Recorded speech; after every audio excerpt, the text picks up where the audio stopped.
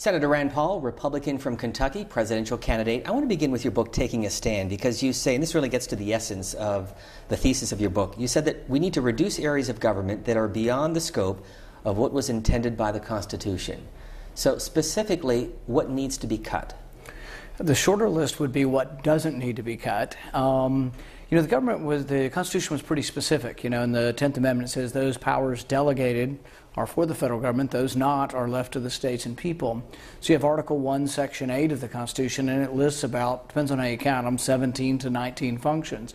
That's what the federal government should be doing and very little else. But we have a government now that does everything from cradle to grave. And really the government should do what the private marketplace can't do. If the private marketplace is already doing it, the government ought to stay out of it. National defense is obviously something you can't have the private marketplace do or cities do. We've accepted that there are certain internal improvements that the government can do, roads and bridges and things like that. But even things like education that we think government has a role in, many old-fashioned conservatives like myself think that really it should be done by the state and local governments and not really by the federal government. And I think there is some argument that since we've had more federal government involvement, that really when you compare us internationally, our scores haven't improved. And in fact, America has continued to sort of dwindle as far as international rankings, the more federal government's gotten involved. And yet one of your role models, Ronald Reagan, talked about cutting the size of government. It grew in his 8 years in the White House. Yeah, and he talked about getting rid of the Department of Education. He didn't quite do it. But he also had, I think you can say what you're for, and then you have to deal with and contend with the political atmosphere as it is. So for example, when he won, he didn't control Congress. He controlled the Senate for a little bit of the time, but he had to work with Tip O'Neill, and so Tip O'Neill wasn't going to get rid of the Department of Education, so he wasn't able to do it. And there was a little bit of a trade-off. The one thing he did get through were tax cuts. Tax cuts, I think, did stimulate and help get out of a recession and did help create jobs, but the deficit grew because spending never was cut. Domestic spending really never went down under Reagan, and defense spending actually went up significantly. So there were more deficits under Reagan. There were significant deficits under George Bush as well. But now there's a tripling and a quadrupling of the rate of accumulation of debt under President Obama. But I think there is an argument to be made that neither party's been very good at controlling the deficit. On taxes, you have said that you want to basically blow up the federal tax code. You're proposing a flat tax. How do you get it done? Well, you'd have to win a national election. You'd have to win, and the consensus would be the American people are tired of our tax code. I think if the American people are made to understand or allowed to understand that we're losing jobs overseas and we're losing companies overseas because we have the highest business tax in the world. Our corporate tax is 35%. Canada is now at 15%. And I say kind of jokingly that I'm embarrassed that I have to compliment Canada for having a better tax code than America. Burger King just left America and went to Canada. We have everyday companies talking about reincorporating overseas because the taxes are better and the regulation environment's better overseas. So what you'd have to do is win a national election. What I do is get rid of the entire tax code, and we have one rate, 14.5% for a business tax, 14.5% for a personal income tax. But the interesting thing is we're able to get rid of the payroll tax in the process. So working class citizens, if you're $40,000 in income and you have a wife and 2 kids or a spouse and 2 kids, you'd have a $2,000 savings under my plan just through payroll tax reduction. But this goes back to the issue of the deficit. It's now $18 trillion, expected to reach $22 trillion, the overall debt. How do you cut the debt and also reduce taxes? You'd have to be willing to cut spending, and I think I've proven that I am willing to. I've put forward 3 5-year budgets that balance in 5 years with significant tax cuts, but by cutting spending. But I would cut the federal government in a dramatic fashion. I'd probably eliminate 4 or 5 departments. Department of Education, Department of Energy, Department of Commerce, HUD, Interior. I'd send a lot of those functions back to the states themselves to take care of, but I'd make the federal government a lot smaller. But the trade-off is, and this is the debate we have to have in our country, we have to ask ourselves why Baltimore has 37% unemployment. Young black men between the ages of 20 and 25 have 37% unemployment, worse than the Great Depression. Our big cities are crumbling, rife with crime and poverty and drugs. And we've been trying the government solution for 50 years and it hasn't worked. What I want to try is a solution where we don't ever take the money from Detroit. We don't ever take the money from Baltimore. We leave it in the inner city with businesses, but leave it in the hands of those who earn it and see if we can create jobs in the inner city. It doesn't work to send it to Washington. They say send it back to Baltimore after it comes up here, because by the time you swish it around in the bureaucracy, a lot of it's eaten up by the bureaucracy.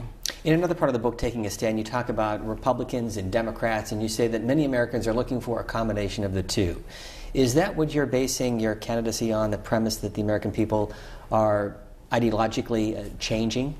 Yeah, in a way, but I mean, it also a plurality of Americans, maybe a third of Americans now are a little bit more, are a little bit Republican and a little bit Democrat. They don't fit neatly in one box or the other, and sometimes I'm that way. I'm fiscally very conservative and side with Republicans on economic liberty, but I'm also more libertarian or more of a civil libertarian on privacy issues and having a less interventionist foreign policy.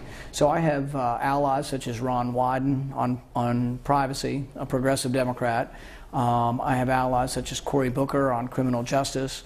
I have allies such as Kirsten Gillibrand on trying to end sexual assault in the military. So I think it's interesting that there is a different way that isn't entirely partisan. You know, I'm pretty conservative on fiscal policy, but there are many other issues that I'm able to side with progressives on. In another part of the book, you say that you have a vision for America beyond partisan politics, beyond petty differences. But with all due respect, Bill Clinton, George W. Bush, Barack Obama also campaigned on those same things. Yeah. I think President Obama, while I like him as an individual and person, I don't think he's actually gotten beyond sort of the politics. And some of the reason is I don't think he's come up here enough. I don't think he's met with Congress enough. I don't think he's tried to work the legislative process in a way. Because there are many things that could get done that we actually agree on. I've only been here a few years. Most of my career I spent as a physician. But the one thing I've discovered up here is that the bills are too big. So let's say, for example, immigration. Comprehensive immigration cannot pass, as it was passed in the Senate, cannot pass in the House. However, I think if there are 10 items in comprehensive immigration, I think 3 items could pass tomorrow. So the question is, do we box ourselves in and make ourselves so beholden on agreeing on every issue that we can't find the 2 or 3 out of 10 that we agree on and just pass them? That's the biggest problem with gridlock I see up here, is that we insist on sort of remaining in our camps. There's a little bit of petty partisanship, but we also are so in our camps that we won't accept half of what we want sometimes. And accepting half of what you want doesn't mean you always split the difference, just means you find the things you agree with. So like I use the example of Senator Wyden and I. He's a Democrat, I'm a Republican. But on privacy, we just happen to agree on the issue. So we don't split the difference. So our bipartisanship isn't meeting in the middle. It's actually just that we both really strongly believe in privacy. We just are in different parties. But we don't feel beholden to our party so much as that we can't represent an idea or a thought that we think is good for Americans. And yet, as you well know, in 2008, your party very critical of Barack Obama, saying he didn't have enough experience to be president. You are a one-term senator. Do you have enough experience? You know, I think what you want in somebody who runs for president isn't necessarily the office, whether it's governor or senator. I think what you want is wisdom.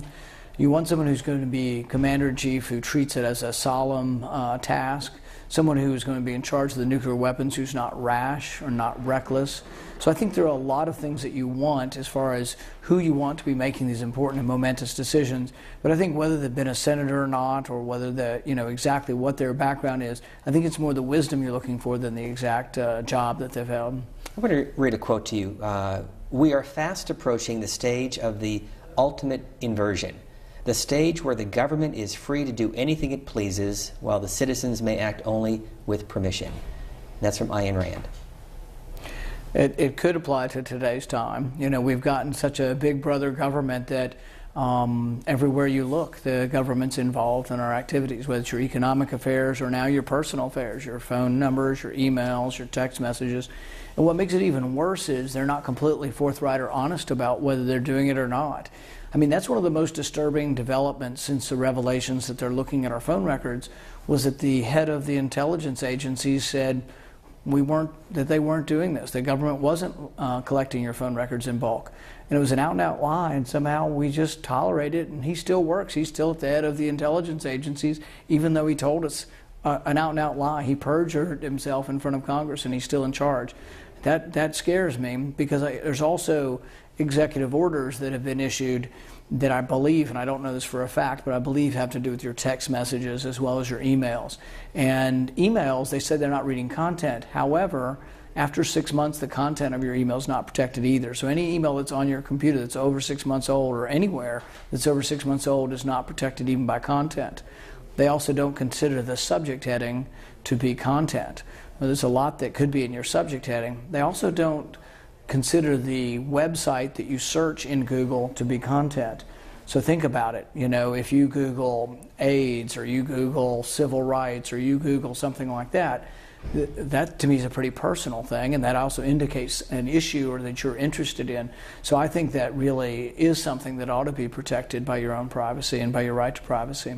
If you could write the first sentence of what the Obama presidency has meant for this country, what would you write? I would say that the Obama presidency, the worst thing that has happened from my point of view is the collapse of the separation of powers. But I wouldn't blame it just on the president. I would blame it on a 100-year history of Congress acquiescing and giving up power to the presidency. But this president's been frustrated by not getting his way with Congress. After we took over in 2010, after Obamacare was passed, after Dodd-Frank was passed, I think basically he gave up on working with Congress at all because he figured he wouldn't get what he wanted. So he went around Congress to use the executive branch. But it's not him alone. I mean, it's been Republican and Democrat presidents have consumed more and more power. But to me, yeah, I would say it would be marked by this aggressive accumulation of power in the executive branch. Let's talk about you. You grew up in a political family. What was the best advice your dad ever gave you? Well, people always say, what did he say when you said you were running for office? And I'd usually jokingly say, he said, don't. But no, I mean, I think that one thing he advised was to have a career before you get involved in politics, you know. So I practiced medicine for nearly 20 years and still do. And I think it's important for people to have other life experiences. And I think if your only life experience is a legislator, I don't think you're truly connected with the people very well. You know, if you've you know, for example, I think it's going to be difficult for Hillary Clinton to run this campaign. So I'm connected with the middle class when she hasn't driven herself in 17 years. You know, she's been driven around by a chauffeur. They make $200,000 an hour, both her and her husband giving speeches. It's going to be hard for her to relate to the middle class. But I think a lot of politicians suffer from that on both sides of the aisle. And that's why I'm a big believer in term limits. I think we ought to have more turnover in office. And I laughingly say this, but I'm serious too, is that I think there's no monopoly of knowledge up here. I've met a lot of people, and it's like a lot of them are well-meaning. Many of them are well-read and bright up here. But I don't think that they're especially or in any way uniquely qualified above and beyond what other people could do if we had other people in office. So I'd like to see more turnover. I would also have Congress meet half as long and pay them half as much. And so then I would say everybody needs to go back home and have a job at home. So you're going to the grocery store at home, you're working at home, you're interacting in a daily business, and then you can see the frustrations of those who are trying to run a profitable business at home. Why did you decide to be an ophthalmologist? I think my grandmother was a big influence on that. She was losing her vision through a lot of my childhood, and I used to help her sort through coins, and I got to the point where I was the one searching, you know, for the faint mint marks because she couldn't see them anymore. She had trouble with glaucoma and then corneal swelling or edema, and then she also got macular degeneration as well. And so she didn't go completely blind, but she became legally blind throughout her life. And I went with her to the ophthalmologist a lot. Also went in surgery with my dad, who was an OB, and I was around medicine, and I wanted to be a doctor, but over time kind of decided to gravitate towards a surgical subspecialty that had to do with eyes. And some of that was because my grandmother went through a lot of surgeries, and I went with her to her, you know, to see her ophthalmologist quite a bit. When you travel to Haiti or Guatemala, what's your takeaway? You know, one of the things I try to do when I go is, for the most part, try to separate politics from what I'm doing. And so I tell people the team down there, well, they know who I am and I know who they are professionally. Nobody really asks about my politics, and I don't ask about the other doctors' politics. And we tend to focus on what we have to do. And they do a lot of cataract surgeries. The University of Utah, Dr. Alan Crandall, who was actually Humanitarian of the Year last year by the Academy, they've done 70 or 80 of these trips, so they're very good at it. And but it's different than politics because we have a goal, and it's a goal where we get to see the result almost immediately. You take a cataract out from someone almost entirely blind, functionally blind, you know, walking around feeling their way, and some of them can see to read almost immediately. You take their patch off, and it's just it's an amazing thing. We had a guy last year in Guatemala who we took his patch off the next day. The way we do them down there is we patch him overnight, and he was just weeping and crying and thanking God. And he had lost his wife, his family. He was being kept in a shelter at a church. He'd completely lost everything. His job, he'd been a truck driver, and he was so hopeful to try to get some of that back. How did you meet your wife, Kelly? We see her on the campaign trail a lot now. Yeah. We met at an oyster roast, and it was a friend of a friend's party, and we kind of both wound up there and just started talking. And I found that she was interested in books, I'm interested in books, and she'd been an English major at Rhodes College in Memphis, and I was sort of more of a science major, but I did a lot of English and was always interested in American short story and things like that. And so I don't know, we got to talking and dating, and then we got married right as I was starting my residency. I went back to Duke from Atlanta for 3 years or more of residency. So you went from Randall to Randy? Yeah, you know, my wife, she just said, you know, your name ought to be Rand, and then I guess it was. You listen to your wife, right? You know, everybody does. So, but it's funny, and when I did, I really, and it's hard to believe this is true, but it's absolutely true. I never thought about Ayn Rand, and I'd read all Ayn Rand's novels and everything, but the thought, and I'm absolutely honest, the thought never crossed my mind.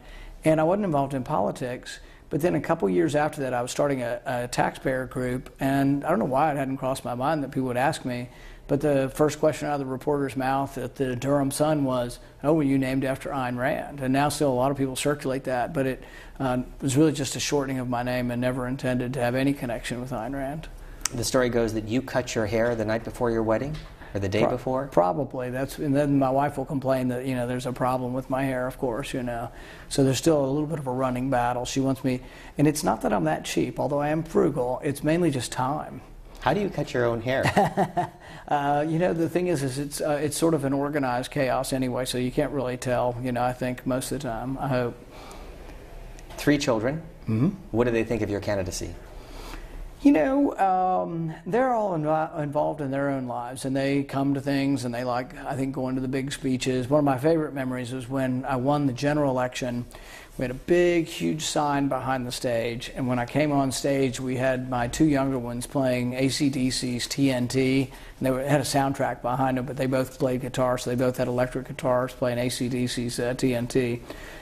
So it was, that was a good memory. But I think they enjoyed. I don't know. I hope it doesn't. It didn't bother me too much growing up. Although you seem to be under the spotlight a little bit, and you know it's not always easy being related to somebody famous. I think. Why do you want to be president? I think because no one really is serious about the debt on either side. You have Democrats that are going to spend till the end of time on domestic spending. But you've got Republicans that see no restraint on military spending either, and there has to be really restraint across the border, across the board. What you're finding now is everybody's trying to explode the sequester. They're like, oh, we got to get rid of the sequester. Well, they already got rid of the meat of the sequester last year. Republicans and Democrats came together. Republicans said we want more for the military. Democrats said we'll give you more for the military if you give us more for defense spending. The same argument's going on in the Senate right now, and my prediction is Republicans will trade. They'll give the Democrats what they want, more domestic spending if they can get the defense spending. The problem is it's not good for the country, to have an $18 trillion debt. We borrow $1 million a minute, and really it's going to take someone who would hold the line and on all fronts. If you were to cut 1% across the board from everything, 1 penny out of every dollar, the budget balances in 5 years. Every American family's had to do that sometime in their life. Almost anybody you meet will say, you know what, there was a year when I had to take a job with less pay, or I didn't have a job and we had to cut back on what we spend. In Washington, we do the opposite. When there's a recession, we think, oh, we'll spend our way out of the recession. So there's less money coming in, we're earning less in tax revenue, and we spend more. And so like in the first 4 years of the president's term, we added $1 trillion a year, over $1 trillion a year in debt. In President Obama's 2 terms, we will add more in debt than all the previous presidents combined. And I think there's a threat that it could unwind rapidly. You could either have a gradual demise, meaning that you just lose your purchasing power. So since 1913, we've lost 96% of the purchasing power. But you can also have a rapid unraveling, and that's a panic. 2008 was close to a panic. And I don't know that we've fundamentally fixed all of that. I think there is still the potential that our enormous debt, and that there could someday be sort of an instantaneous sort of recognition that, you know what, something's seriously wrong here. This is a country that's no longer producing like it did, and it has this enormous debt. I hope that day doesn't come, but I think in order to try to fend that off, we need to bring into balance, and it's a pretty simple proposition. I say you only spend what comes in. And most people say, well, that sounds pretty common sense. But if you actually did that, that would be so radical up here. Everybody would say, you can't do that. That's crazy. But if you tell people outside the Beltway in America, what I want to do is only spend what comes in, I think they'd say that's pretty much common sense. Well, two final points, because it gets back to the book, Taking a Stand. Why is it so hard for the government to shrink? Because the people up here they don't know what to do because they've been here too long.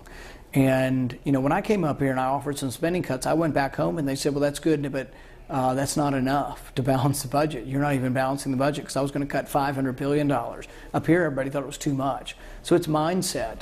But it could be done, and the upside of it is people hear about austerity and they're like, oh, this is going to be terrible. But if the government's spending less, it means there's more left out in the community to create jobs. So I think you could have an enormous amount of prosperity if we sent less to Washington. In fact, I think it would help poverty in this country. I'm on the south side of Chicago. I'm in Baltimore. I'm in Ferguson, saying, let's leave more money in your community. It's going to Washington. It's never getting back to the people who need it. Let's leave it in your community. And we've never tried that. We never have. We've been trying the government way of sending it to Washington, trying to get some back, and it hasn't made poverty any less over 50 years. And finally, how do you win the nomination? What's your strategy? I thought you were going to tell me that. That's what I really need to know. No, I think the thing is there's going to be a big field, probably 15 people running, maybe 10 or 12, credible candidates on the Republican side. And so you have to carve out your space. I think we have a pretty good space. I'm the only one that really, fought against the NSA and defends privacy. I'm the only one that says that any spending for defense that you want to increase would have to be cut somewhere else in the budget. I'm the only one serious, really, about balancing the budget. I'm the only one that's for a flat tax across the board to try to stimulate the economy. So we think we have a space.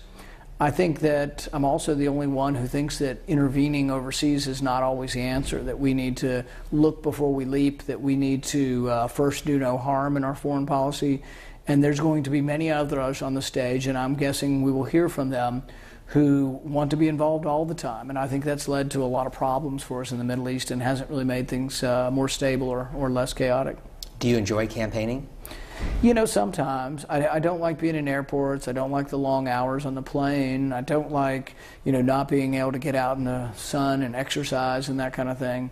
But do I like talking about issues? When I'm in the element of engaging and having, maybe it's a dinner party, maybe if it's a question and answer, that kind of thing, I like that. I like talking about the issues of the day. Even when I was a little kid, I would sit at the table with the adults to have the discussion in politics. But I think a politician would be lying to you if they said they love being in all the airports and on all the planes and stuff. It's time away from home and time away from family, and I won't do it forever. You won't see me doing this every 4 years. I'm doing it now because I'm going to give it my all, and I think we have a real chance. But you won't be seeing me do this every 4 years. The book is called Taking a Stand. Senator Rand Paul, Republican from Kentucky,